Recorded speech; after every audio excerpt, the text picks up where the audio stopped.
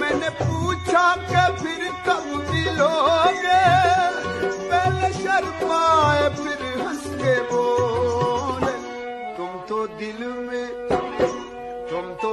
में समाए। तेरी गलियों में आने जाने से दुश्मनी हो गई जमाने से, शौके दीदार दे रहा है सदा, मिलने आजा किसी बात। कब न मुस्कुरा लू तू, क्षण में रूठ जालू तू, दर्द जैसे दिया होके वैसे बुत जालू तू, सूते न देलू सपनों में तू आके जगा देलू, तुहर दिल हो कि चार जा कतही लगा लेलू। के जुदा तो से जियल न जाई हो, कि चांद जैसन चेहरा तोहार। कि धड़कत दिलवा हो, भीतर हो त फिलवा हो, तू ही त मोर जान हो, तू ही त मोर जान हो। सनम जाके पियावा से दिल लगा ली हो, फिर ना हमारा ओर लौट के कबो आई हो।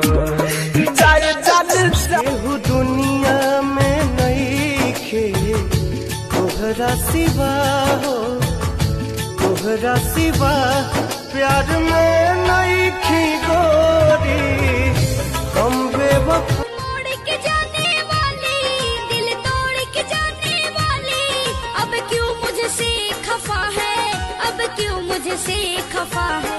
तेरे हुस्न का जलवा जालिम है और जालिम तेरी अदा।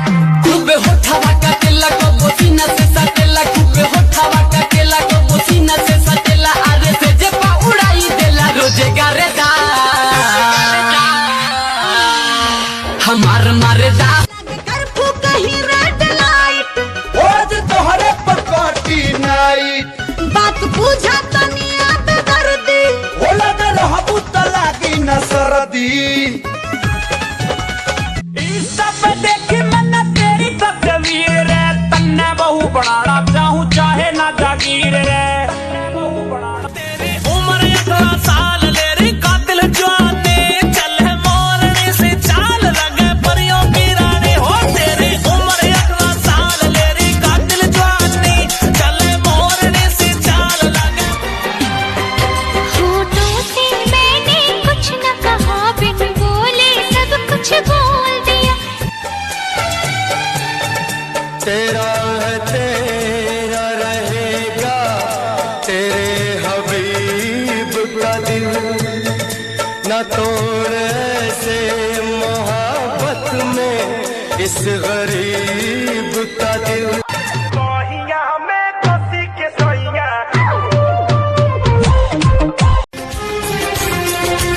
कैसे बताऊं तुम्हें अपनी मुश्किल, कोई तो धरती मेरा बोले बारू भाई न हो, ऐसे मारा जाने हमारा पलाई न हो, हम होई दोसरा के मलिकाई। इशारे तेरी करती निगाह, आवे दूरे मेरे ताले से हवा, सच्चा प्यार मने तेरे ते होया, पूछ तारे आते सारे से